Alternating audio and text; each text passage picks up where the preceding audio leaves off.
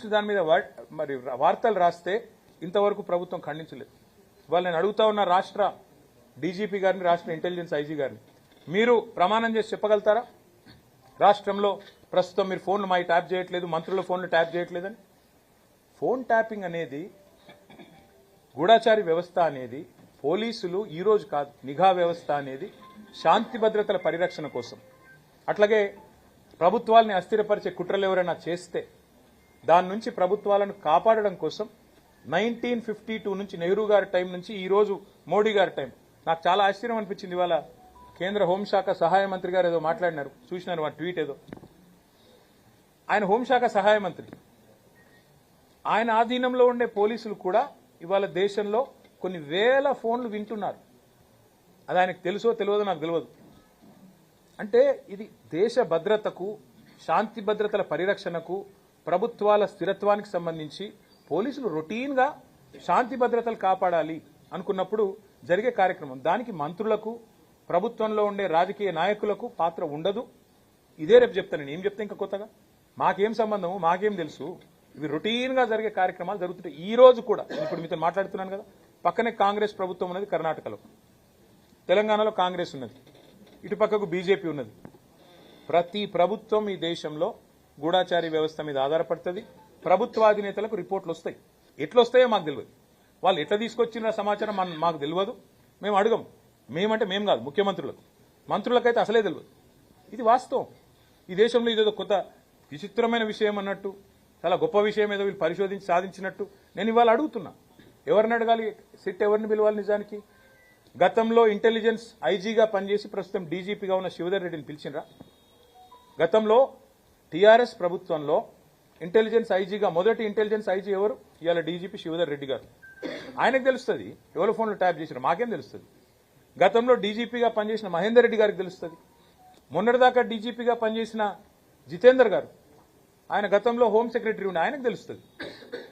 ఎవరిని పిలవాలనో వాళ్ళని పిలవకుండా ఇందులో ఏదో మాకేదో రాజకీయ నాయకులకు సంబంధం ఉన్నట్టు కార్తీక దీపం సీరియల్ లాగా, ఒడవని అంతులేని కథలాగా కేవలం టైం పాస్. ఇప్పుడు మీరు ఉరికొచ్చి రోజు కరీంనగర్కి వెళ్ళి, హైదరాబాద్కి వెళ్ళి ఫోన్లు ఈడికెళ్ళి ఉరికొచ్చుడు. ఎందుకంటే మేము నాగం చేస్తుడు, వాళ్ళ బొగ్గు కుంభకోణాల మీదకి, వాళ్ళ కమిషన్ల మీదకి దృష్టి పోవద్దంటే ఈ కమిషన్ వేయాలి.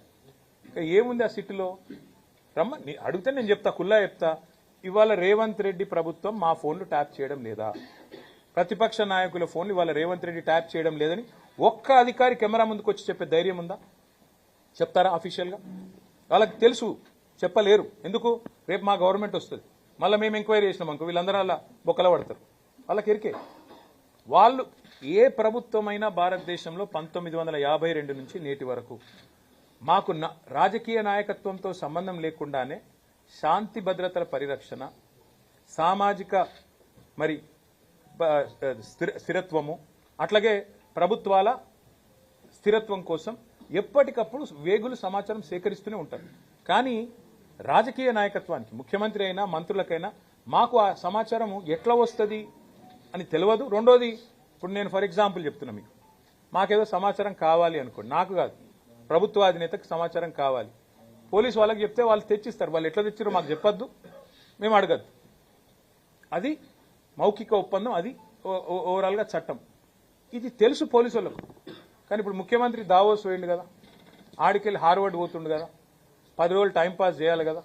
ఓ రోజు హరీష్ రావుని విలువుండ్రి, ఓ రోజు కేటీఆర్ని విలువుండ్రి, దినమంతా ప్లేట్ బ్రేకింగ్లు పెట్టి బదలు కొట్టుండ్రి, గుచ్చుతున్నారు, పొడుస్తున్నారు, లోపల పీకుతున్నారు, ఏకుతున్నారు. ఏం ఉండదు. మేము చేసేది తప్పేం లేదు, వాళ్ళు పీకేదేమీ లేదు. ఇదొక అబ్సల్యూట్ ట్రాష్ కేసు, ఇది బక్వాస్ కేసు. దీనిలో ఏమీ లేదు. ఇది విచారణ చేస్తున్న పోలీసులకు కూడా తెలుసు. ఇంకా విచిత్రం ఏంటంటే, నేను మొన్న హరీష్ రావు గారిని పిలిస్తే ఏమో కొత్త విషయాలు ఏమో చెప్తారేమో అనుకున్నా. ఏం లేదు, అడిగిందే అడుగుడు, తిరుల మరల చేసి అడుగుడు, మరల తిరులేసి అడుగుడు.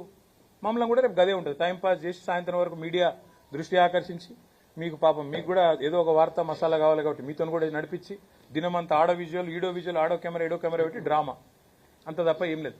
ప్రజలకు పనికొచ్చే ఒక్క పని ఈ ప్రభుత్వం ఈ 2 ఏళ్లలో చేసిందా? ఒక్క మహిళకు 2,500 రూపాయలు ఇచ్చిందా? దాని మీద చర్చ జరగద్దు.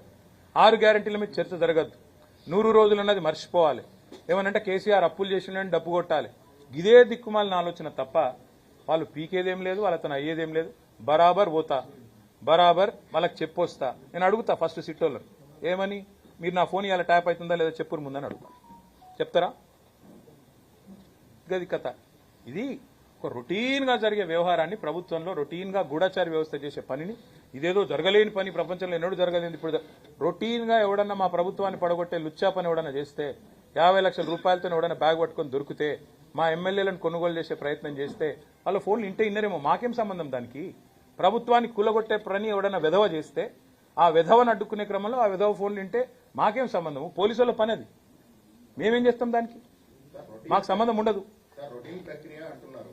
రొటీన్ ప్రక్రియ అనే కంటే ముందు ఈ కేసు ప్రారంభ దశలో కేటీఆర్ కేంద్రంగా అనేక పుంకాలుగా వార్తలు వచ్చాయి. ఎవరు ఇచ్చినారు వార్తలు? సిరిసిల్లలో ఒకటి, ఇక్కడ సర్వర్ పెట్టారు, ఇక్కడ ఒకటి ఆఫీస్ పెట్టారు, అక్కడ అంతా పెట్టారు, అంతా కేటీఆర్ కన్సర్న్ జరిగిందని చెప్పేసి సోదరా ఒక్క మాట అడుగుతా.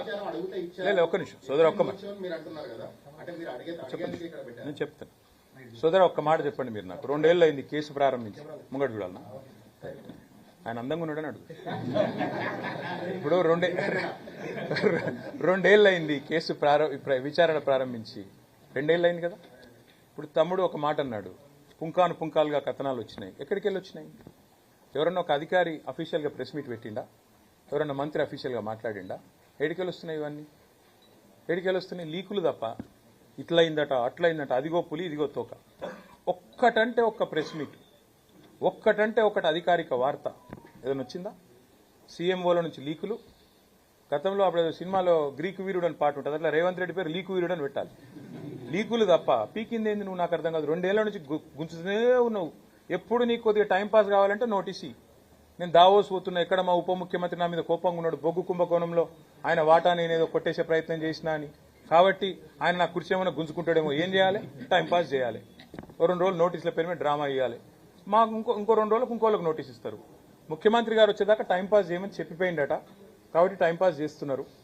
కానీ ఒకటి మాత్రం వాస్తవం, మేము ఏ తప్పు చేయలేదు. కాబట్టి ఏవనయ్యకు భయపడం, అది మాత్రం పక్కా.